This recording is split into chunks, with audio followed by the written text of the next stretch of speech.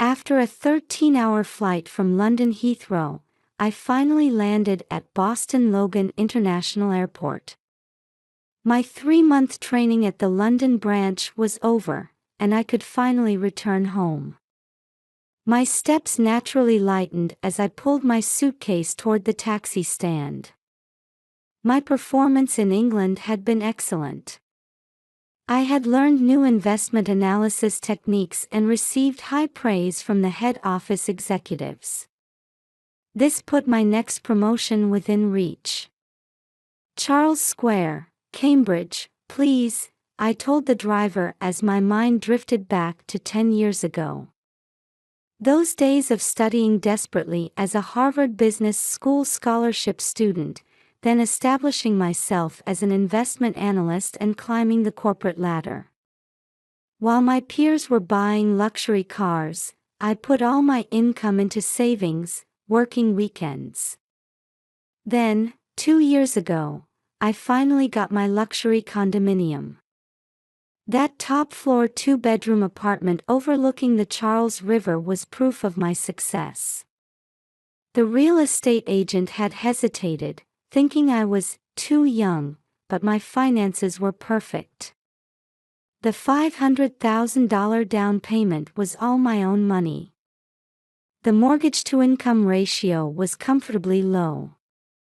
Property values in this area will continue to rise, the agent had said, confirming my investment judgment. As the taxi drove along the river, I checked my phone's call history. Contact from my parents remained sparse as ever, just brief calls last Christmas and on my birthday. Since dropping out of state university, my sister Rachel has been drifting between temporary jobs. Last month, she suddenly started contacting me more frequently. As usual, she was asking for financial help, but I refused all requests. Her $300,000 in debt came from gambling and collecting designer goods. Even though our parents had used up their retirement savings for her. I know Rachel resents my success. Our parents, who were public school teachers, seem to view my career success with mixed feelings. While they live modestly to send money to my sister, Rachel still gets excited about new Gucci and Louis Vuitton items. Every time I refuse to help, I feel accusatory looks from our parents. Getting off the taxi in front of the Charles Hotel, I walked down the familiar street. The usual line stretched in front of Whole Foods. Harvard Square was bustling with summer tourists. The air was heavy with humidity, with heat rising from the asphalt. Then I saw the elegant appearance of my building, the residences at Charles Square. A historic brick exterior equipped with the latest security system. The steadily rising property value proved my investment acumen. Entering the lobby, I wondered if the chocolate I'd brought for Tom, the caretaker I'd asked to water my plants, had melted slightly in my suitcase. Tom was a trustworthy person who watered my houseplants weekly. Tomorrow I'd return to my regular work schedule. I needed to review materials for new projects. There should be cases where I could apply my experience from England. When I got in the elevator, I had no idea that this daily life was about to crumble dramatically. The persistent contact from my sister before my departure. Our parents suddenly talking about going to a summer resort in Cape Cod. The oddness of them staying at a luxury resort when they usually lived so modestly. And the mail forwarding request. It was all planned. But at that time, I couldn't understand what these strange signs meant. While pressing the button for my floor, I was organizing tomorrow's schedule in my head. Morning briefing for the new project. Afternoon presentation about my London achievements. And in the evening, I could finally enjoy wine in my own room again. Just before the elevator doors opened, I made eye contact with a middle-aged woman. Mrs. Green from next door. Her expression was strangely stiff, unlike her usual gentle smile. "Oh, Ms. Wilson. Welcome back." "Thank you. I was away in London for quite a while." "Is that so?" Mrs. Green paused as if choosing her words. "I saw people moving last week, so I thought." Moving? What could she mean? Stepping into the hallway, the usual silence was missing. I could hear children laughing. This floor should only have elderly residents or single-career women like myself. As I walked forward, the voices definitely came from the direction of my apartment. I took out my key and inserted it into the lock. But the key wouldn't go in. That's strange. This key is new. I checked again. This was definitely my apartment key. The key I'd used for 2 years, carefully checked before departure. I set down my suitcase and took out my phone. I called Tom the caretaker, but there was no answer. Then I heard a woman's voice from inside the apartment. "Jake, have you finished your homework?" Followed by a child's voice. "Almost done, Mom." My heart started racing. This was definitely my apartment. Unit 1507. Top floor corner unit overlooking the Charles River. There's no way someone could have been living here until yesterday. With trembling hands, I knocked on the door. Footsteps approached, and I heard the chain being removed. Then the door opened. A woman in her late 30s looked at me suspiciously. Behind her, I could see the living room. My white sofa was gone, replaced by a large brown leather one.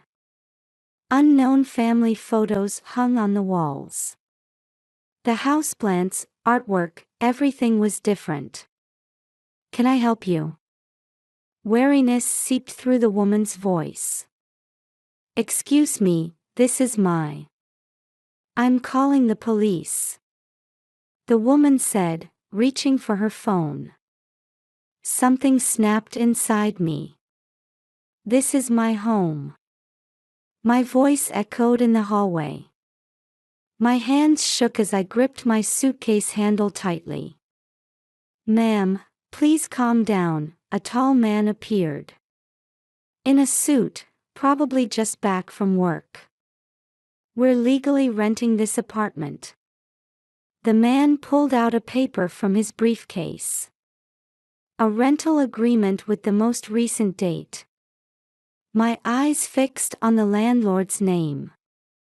It was my name. But the signature was clearly not mine. "This is fraud," my voice trembled. "I'm Elizabeth Wilson. I own this apartment." "Honey," the woman pulled the man's sleeve. "Should we really call the police?" Someone peeked out their door, having heard my voice. Embarrassment and anger mixed together. "I'll call the police myself," I tried to maintain composure. "This is clearly breaking and entering." "Is that so?" the man replied coldly. "Then let's show the police our official rental agreement. And these photos." On the man's phone screen were photos of my parents with this family. Everyone smiling, looking like old friends. The background was a familiar place. The resort hotel in Cape Cod. "We rented directly from your parents," the man's voice was confident. "They're wonderful people. Especially concerned about Rachel." The moment I heard that name, my spine froze. Everything connected. My sister's persistent contact. Our parents' summer resort trip. The mail forwarding request. Please leave, the woman said. Or we really will call the police. My legs wobbled. I dragged my suitcase back to the elevator. Just before the doors closed, I saw the man making a phone call down the hallway. When I reached the lobby, I finally got a call back from Tom. However, his voice lacked its usual friendliness. Miss Wilson. I've received property management documents from your parents. Since this is an official procedure, I can only tell you. The voice from the receiver grew distant. The humid July air suddenly felt heavy. Dragging my suitcase, I stepped out into the darkening street. People passed by, going about their usual daily lives. Walking toward the nearby Charles Hotel, I called a law firm with trembling hands. All tomorrow's plans were cancelled. I sensed this might become the final battle with my family. The morning that greeted me in my Charles Hotel room confronted me with a nightmare reality. On the neighboring bed lay my unopened suitcase. The souvenirs I bought in London were packed inside, feeling like they belonged to someone else. At 9 a.m., I arrived at Harrison & Partners, one of Boston's most highly regarded real estate law firms. The beautiful 10-story glass office building was a place I'd passed by many times. But I never imagined I'd visit here as a client. Ms. Wilson, this is quite a situation, said James Harrison, a senior partner who appeared to be in his 70s with a gentle expression. Records of my property were already spread across his desk. I've confirmed the property records, and there are indeed traces of a sale procedure. He looked at me from behind his glasses. However, there are several puzzling points. Especially regarding the power of attorney. I caught my breath. Power of attorney? Yes. Your parents appear to have authority to conduct real estate transactions as your proxy. There is a signature, but... Mr. Harrison spread the documents before me. There was indeed my signature. But it was clearly forged. This is not my signature. I thought as much. He took out a pen. Could you show me your real signature? After I signed, he compared the two. Clear forgery. But it has a notary's certification. This is serious. Outside the window, small boats floated on the Charles River. A peaceful summer day. But inside me, a storm was raging. Have you contacted the police? Yes, I filed a report last night, but... I stumbled over my words. They said it should be treated as a civil matter. That's to be expected, Harrison nodded. On the surface, it followed proper procedures. However, this is clearly fraud. We'll approach the police from our end. Over the next 2 hours, we organized the situation. The property sold for $1.5 million. Far below market value. The buyer shared the same surname as the current tenants. They had planned to purchase from the start. I'll arrange for investigators, Harrison said. First, we need to locate your parents. I took out my phone. Called my parents' number once more. Still no answer. Opening my sister's social media, I found traces of a luxurious lifestyle scattered throughout. New Gucci bag.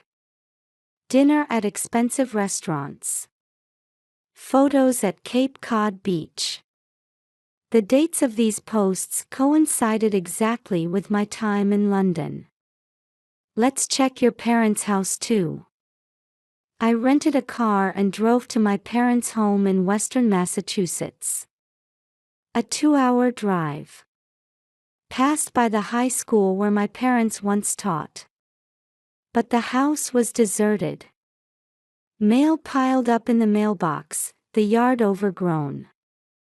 Clearly no one had lived there for weeks. Mrs. Johnson from next door called out when she saw me. "Elizabeth, I heard your father and mother moved to a lovely vacation home.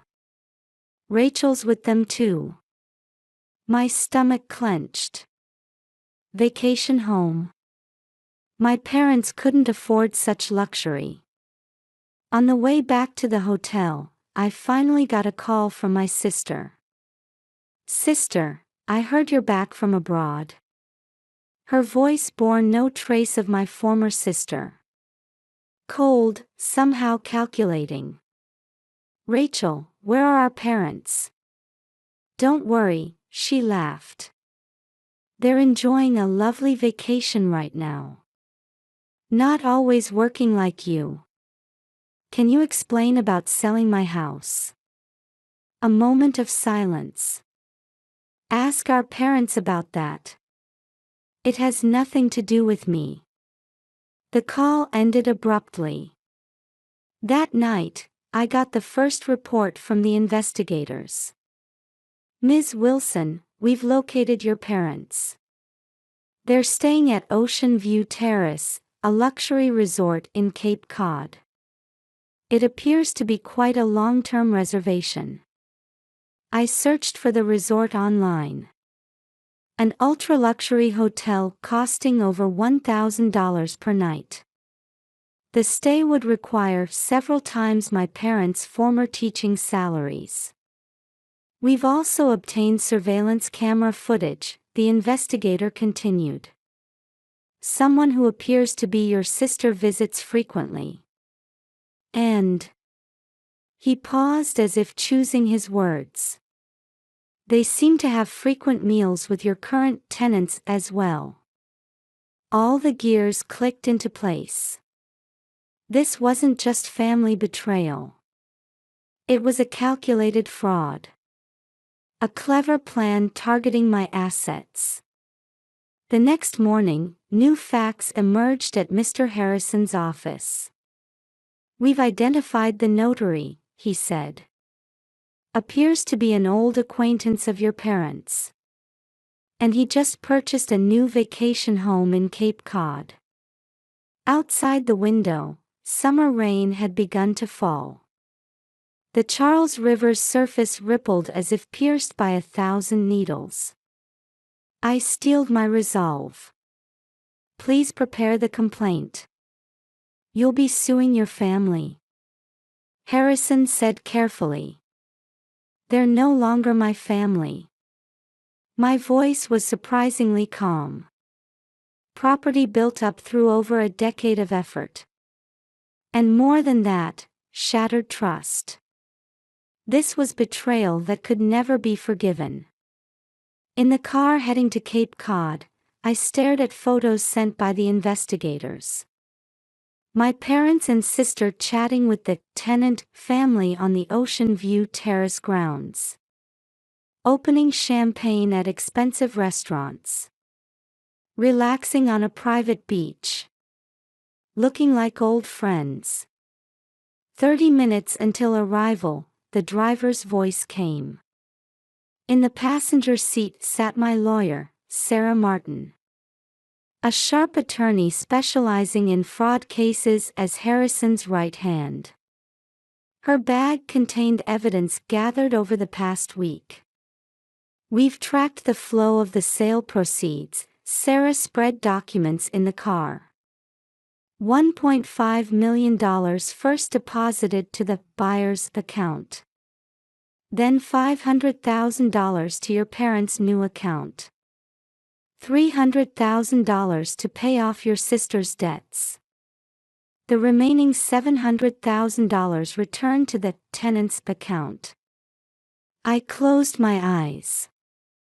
Everything had gone according to plan.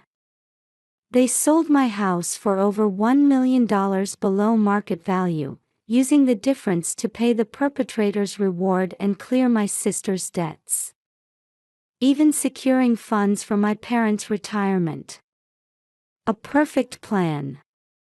If only I hadn't returned from London. The notary, James Foster, is definitely an accomplice, Sarah continued. We've also traced the source of his new vacation home's $200,000 down payment. The car had entered Cape Cod's luxury resort area. Peak summer season, the coastline busy with vacationers. Then we saw Ocean View Terrace's magnificent building on the hill. Ready? Sarah looked at me. I nodded silently. An IC recorder was hidden in my bag. Checking my parents' room at the front desk. Penthouse suite, $2,000 per night. No trace of my formerly modest parents.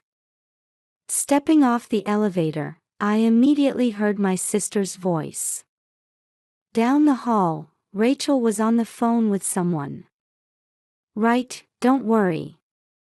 There's no way my sister can sue us. We're family, after all. She noticed me and changed color. Hung up and tried to turn and flee. Rachel, my voice echoed in the hallway. You can't run anymore. The room door opened, and my parents appeared. Mother heavily made up, wearing an expensive brand dress. Father in unfamiliar golf wear. Elizabeth. Mother's voice trembled. Why? Let's talk, I said calmly. About everything. The suite's living room was spacious, with a panoramic view of the Atlantic. The tenant family was also present. They lost their words upon seeing the lawyer. We have all the evidence of fraud, Sarah began. We also have testimonies from accomplices. If this goes to criminal prosecution, everyone faces possible prison time. Mother broke down crying. Elizabeth, you don't understand. What don't I understand? My voice had unintentionally turned cold. Our retirement, Father spoke up.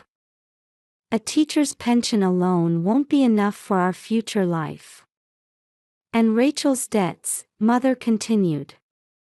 She was at her limit. The debt collectors were getting aggressive.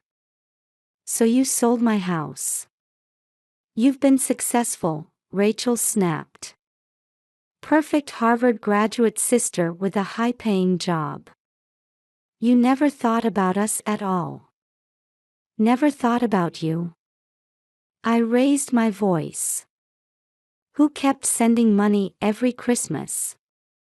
Who tried to help with your job search? I don't need your charity. Then what did you want?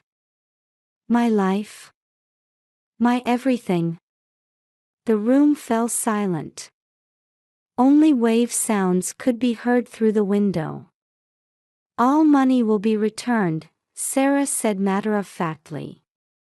And property ownership immediately restored. If you don't agree, we won't hesitate to press criminal charges. The tenant husband stood up. We'll confess everything. This plan was proposed by Rachel. Shut up.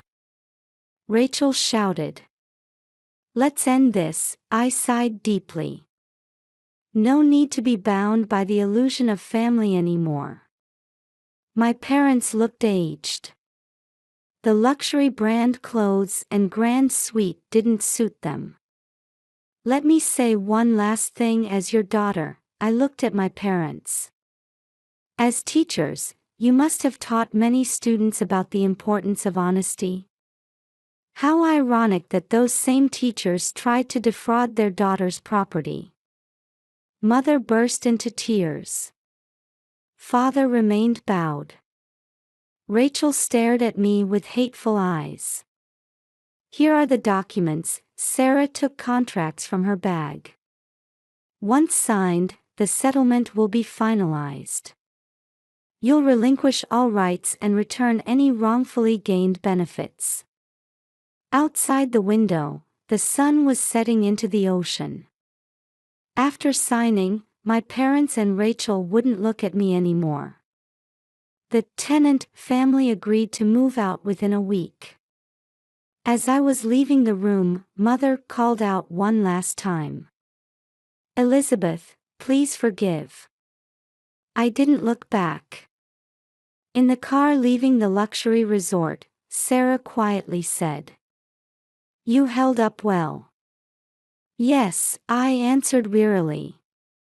"But it's over now. I won't look back anymore." 1 week until I could return to my home by the Charles River. From there, a new life would begin. This time, a life just for me, without anyone's interference. In December 2024, as the first snow began to cover Boston, I was heading to court to hear the verdict. For the defendant Rachel Wilson, the court issues a suspended sentence. The judge's voice echoed in the solemn courtroom. My sister remained bowed in the defendant's seat. Her former arrogant attitude gone, dressed in a cheap suit, she looked like a different person. For defendants James Wilson and Margaret Wilson, the court orders joint payment of $1 million in damages. My parents' shoulders sank even deeper. They had already moved from the luxury Cape Cod resort to a cheap suburban apartment. Father's pension would go toward paying the damages. I heard Mother had started a part-time job. Based on accomplice testimony, Rachel Wilson is determined to be the mastermind of the fraud. The parents' participation is judged to have stemmed from excessive sympathy for their daughter. Sarah gently squeezed my hand. Everything had gone according to plan. We deliberately sought probation to avoid prison time for my sister, who had rejected the settlement. Instead, we secured certain economic sanctions. This was the best possible outcome. As I was leaving the courtroom, my sister called out one last time. "Sister," her voice trembled like the girl she once was. "I've started a night cleaning job. I'll pay back what I can, little by little." When I turned around, I saw genuine regret in her eyes for the first time. But it was too late. Her Instagram account was already deleted, traces of her luxurious lifestyle erased. Our parents' home had changed dramatically too. They had started selling old furniture piece by piece, beginning a modest life. Those who once didn't take pride in me now painfully understood the value of my efforts. "Elizabeth," Mother repeatedly apologized over the phone. "We never understood your feelings. How desperately you worked every day to build the life that we. But I wouldn't meet them." I returned occasional letters marked unopened. By the time the new year arrived, I was back in my home by the Charles River. Repairing the damage left by the tenant family, choosing new furniture, recreating my own space. It was also a symbol of life's fresh start. At work, my achievements in England were recognized, leading to another promotion.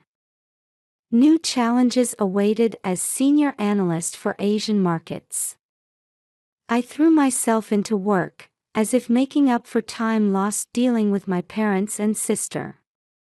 "You've been taking quite an aggressive approach lately," my boss praised. Indeed, I could now take risks I would have avoided before. Perhaps losing my family had left me with fewer things to fear. When spring came and boats returned to the Charles River, I made a new discovery. By cutting ties with my parents and sister, I had actually become more strongly connected to my own life. Tom the caretaker had grown quite attached to me. "Miss Wilson, I'm truly sorry about what happened then," he said, never missing a week of plant care. "But I admired your strength. Many people would have given up when facing family." Mrs. Green next door had become friendlier too. "After hearing about your experience, I reconsidered my relationship with my daughters," she said quietly. "Being family doesn't mean you have to forgive everything. Sometimes boundaries are necessary." From my apartment window, I could see the Charles River flowing as always. Once, this view represented the crystallization of 10 years of effort. But now it meant something more. It had become a precious view that reminded me of the strength to stand by my convictions and choose justice. Sometimes, messages arrived from my sister. I heard she was participating in rehabilitation programs, slowly reforming. Our parents apparently were trying to find new values in their modest life. But I won't look back anymore. This isn't regret, but determination. In exchange for losing my family, I regained myself.